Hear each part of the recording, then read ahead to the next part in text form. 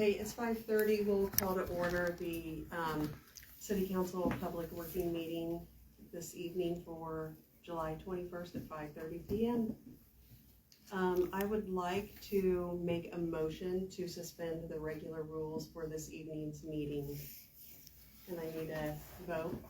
All in favor? Aye. Okay. And then a second motion to edit the rules for this evening's meeting. We'll move public comment to the end. That way Clint from IDEM has a chance to present detail. And I need a vote for that too, please. All in favor? Aye. Aye. All opposed?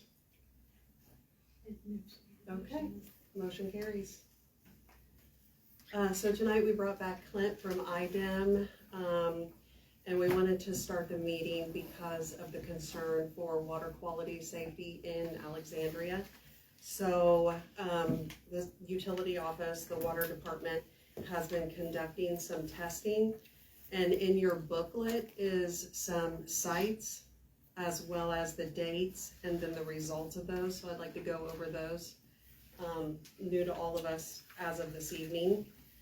So on July 2nd, the regular BACT samples per IDEM for monthly testing were collected from the Alexandria Care Center, the wastewater treatment plant, Emory Lee Building, the Alexandria City Hall, Alexandria Utility Office, and a residence at 608 West Jackson Street. And those were all negative. So then skip to the BACT samples that were collected on July 9th of 2025 at the Alexandria Fire Department, Save On Liquor, Casey's, Alexandria High School Cafeteria, and then Azamo and Culbertson's on Curve Street.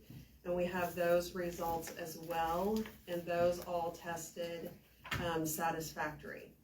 So then on July 15th, 5 more additional tests were performed at Alexandria Intermediate School, Humphreys Automotive at 1004 South Park Avenue, St. Mary's School, Subway, and then a resident who had contacted the city with concerns because her neighbors had done some home tests that showed as containing E-Coli. So she lives at 903 Meadow Lane, and her facility, her residence was tested, and those water test results being absent or negative for E-Coli or bacteria. So all of those tests and samples you can see here is part of the detail that Mark has collected from the utility office. And so he just wanted us to be aware of these additional tests that have been done. And then if we could maybe speak to the reason why. I know you spoke to like laterals and things like that, so you were trying to capture schools and things like that. The first 6 were required by the state of Indiana. So the second set, the second 5 would be, I did Save On Liquors because that's kind of where this originated, was the Addison home, which the same main feeds that in that area right there. So that's why I wanted to go there. The high school cafeteria, because there was comments about the schools being tested.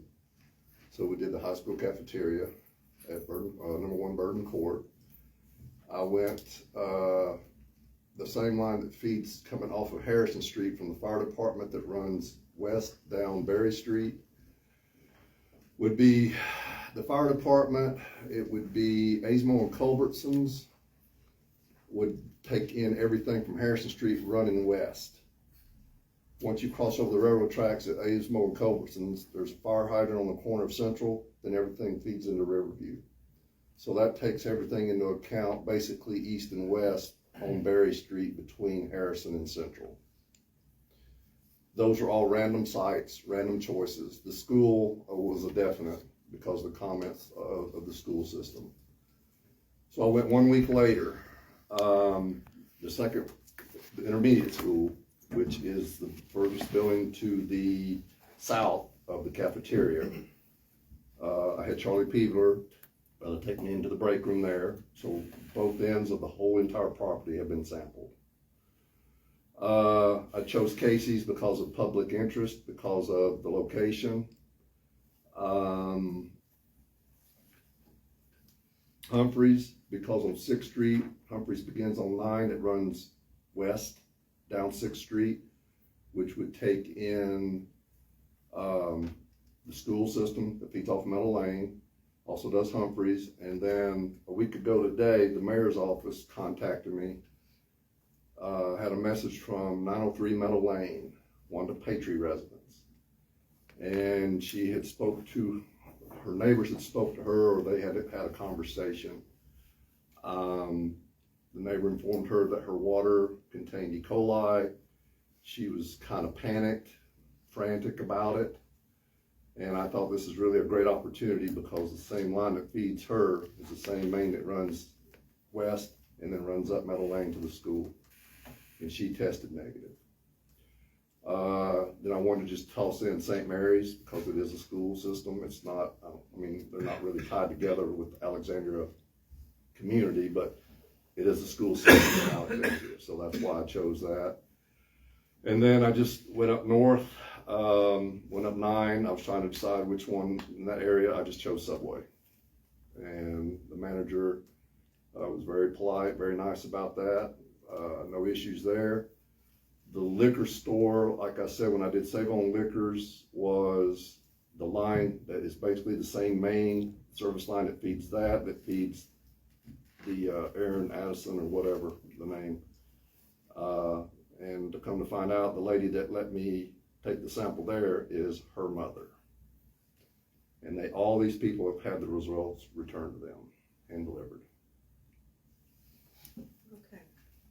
So Clint will follow up with you, representing IDEM this evening. What kind of additional information can you provide us regarding chlorine in the water, regular testing, and results of chlorine readings?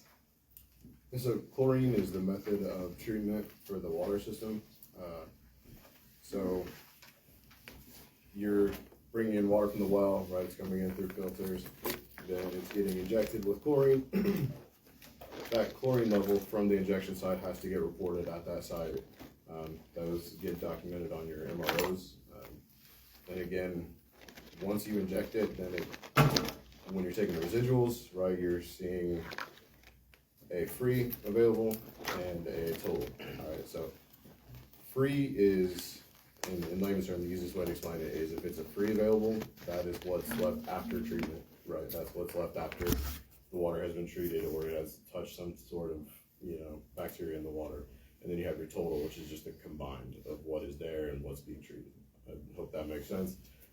But that number's on a spectrum, right? So you've got a 5 is the highest, or 4 is the highest, that is the maximum level, and then you have to 0.2.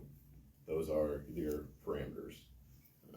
And then that's really, you're taking your residuals through the distribution, and that's really it. So I know some people get confused that chlorine is what is used to treat the water.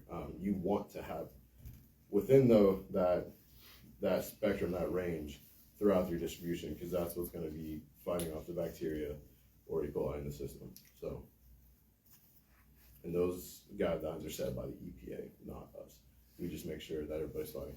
And those all get charted and reported daily. And then after the municipality, at the end of the month, they have until the 10th to send us those reports, and then we review the reports for the daily residuals. That's kind of the easiest breakdown of how the water is treated with chlorine. Okay, so there is a minimum standard of chlorine that we have to have in the water. Yes, ma'am. Coming from the treatment plant. Okay. So I want to understand what would be a reason why someone would have lower than 0.2? Multiple reasons. One, I mean, you have the factors of the house, right? So once the water goes from the meter, so our job at IDEM, right, is making sure that the water that is produced is good in accordance with the Safe Water Drinking Act. Once it gets into the distribution, right, if you're having low pressure and, low residual throughout the distribution, right, that probably means that there's a water line break somewhere. plus we'll be able to see within the pressures of the system, so that's kind of an easy know where it's at. Once it gets past that meter and it gets into someone's house, then there's so many factors that can come into play with why a chlorine residual can go down. You could have a break or a leak within inside the house. You can have a water softener, which is pretty common for everybody to have in their house. Right, there could be an issue with that. There could be an issue with your own water lines, how things are cleaned and maintained. So it's not just a one size shoe fit all with having a positive sample. That's why when there's a positive sample, the first thing that we do with the municipality is they go and take a repeat sample, right, and following the procedures of sampling to make sure, like, okay, hey, was this a one-off? Is this something that's actually going through? And then tracing that and getting a residual. Because once you get a residual, right, you kind of can assume that there's not going to be a reason for a bacteria to grow in there because you're having chlorine fed through that line. If you have a stagnant line that's not getting used all the time, right, it's not wine, right, it's not going to get better with age. So if you have an unused line for some time, right, you're going to have, over time, your residuals are going to go down. So if you say you have a spigot on the outside, you don't use it all winter, right, there's still pressure up to that point or to that fitting, and then come summertime, you turn it on, right, there's probably going to be, potential for a discoloration or, right off the bat, a low residual. That's why it's very important when someone takes a sample to let it run, because you want to get a true of what the actual system is doing, not what is right there. Does that answer your question? Yeah, that's helpful. And that's an industry standard thing. It's not a whatever, like, here at some point, I'll show the HML sampling procedures, which even says like that. It wants you to run your faucet 2 to 3 minutes before you even take a sample. Disinfect it with bleach or open flame for, I'm not sure on the minutes on open flame, but I think it's like 3 to 4 seconds with an open flame. So.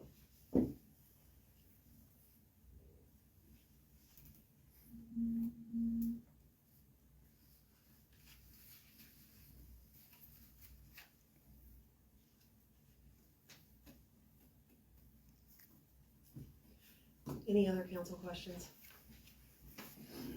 I think I do. I do, a lot of our water lines here in town, they're old, the infrastructure's old. Could that contribute to this? Absolutely, yeah. So Yeah, you could I have, heard you say something about the pipes and. yeah, so I mean, even when you have a normal line, right, you're gonna have sediment built up in these lines. So any pressure changes or any flow directional change, right, you're eventually gonna break through some of that sediment.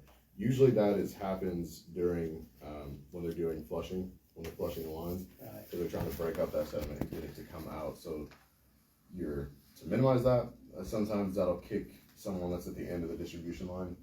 That could end up kicking that person to have a little bit more sediment or that discolor in the water because they're flushing. But that's part of, like, that's what we want. We want to try to flush all that out of the lines as much as possible. But again, that comes down, if you have a discoloration, we have a protocol for that as well on IDEM's website.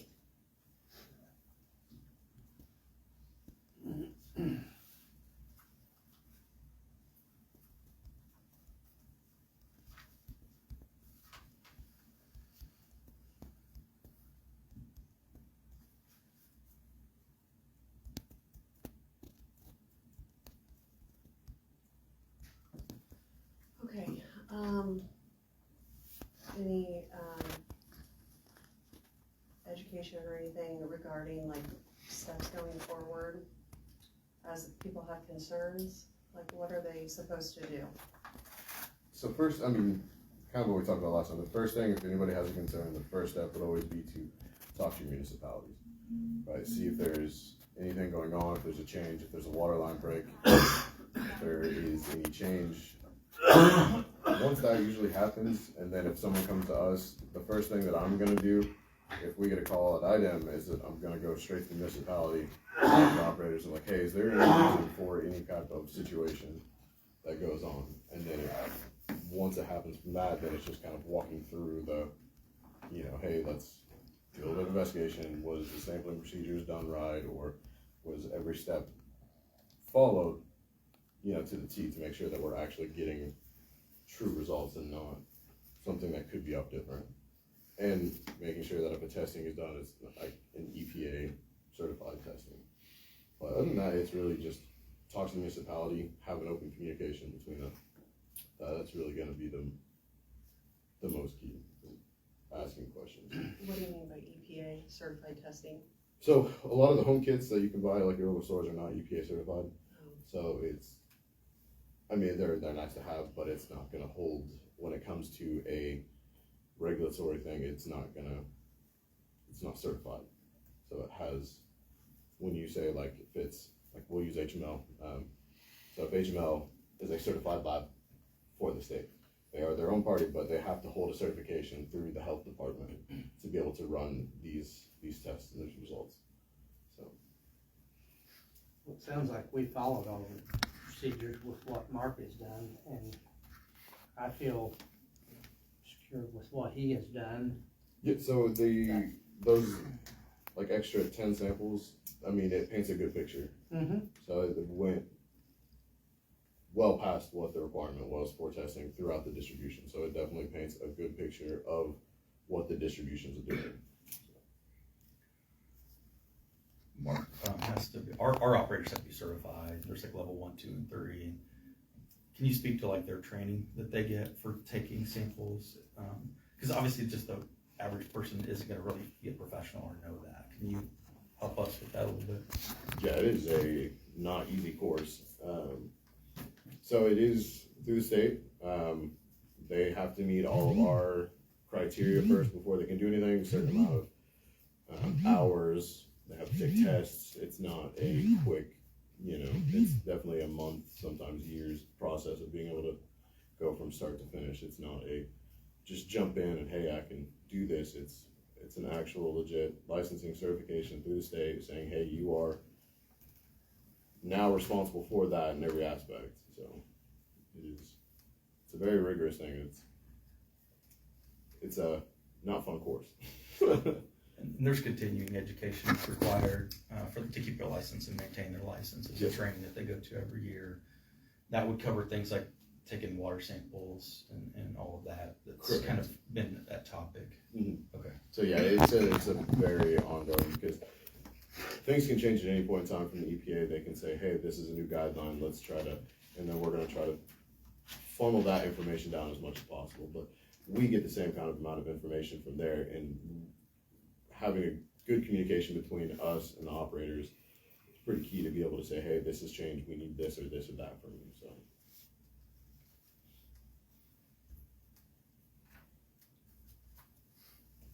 What does it look like if something would go wrong? What would be our procedure if some sort of testing came back irregular at the water plant? Then what does that look like? So if there's any sample that is positive, the first thing they're going to do is they're going to get a repeat. But as soon as it gets sent into the lab, then we do that, and then we send out violation letters. And within that violation letter saying, hey, you tested positive for this or that in that area, and then it gives out the entire instructions of what needs to happen after that. Is there a time limit they have to fill to be in compliant? As in, when the If they samples found need to be- something, yeah, like Correct. So once there's another sample, you want to get that sample within 24 hours. You want to, okay. and then you're looking at your procedures, your process. If it's just coliforms, which is just a fancy word for saying just for bacteria or any type of bacteria in the water, it'll be a repeat, and then we're just going to monitor and kind of figure out what the levels are. If it's an E-Coli, then it's going to go and it'll trigger a level 2 assessment, which that would be a level 2 assessor that comes in and will dive into what that issue was. They'll say, hey, this is a positive sample here. Okay, let's backtrace this. Let's find out why and how this happened. So, Can you speak to boil orders? That topic's come up. And so, what would trigger kind of a boil order?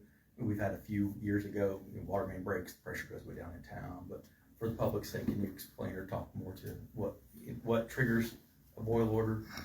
yeah, so a couple things will trigger a boil water advisory. And I have a little PDF pulled up too, so whenever we get ready to show everything, it'll kind of show it on there. But So if pressure gets lost throughout the system and it goes below 20 psi, that's gonna, trigger a boil water advisory. If you have a main break and they're having to do any kind of maintenance on the lines, that's gonna trigger a boil water advisory. So those are like the two main things that are gonna really trigger that are the most common. Because it's a multiple thing, and then you even have your town ordinance that you guys that could cause or it's not just we have our requirements, and then you can have whatever you guys want to do on top of that. So.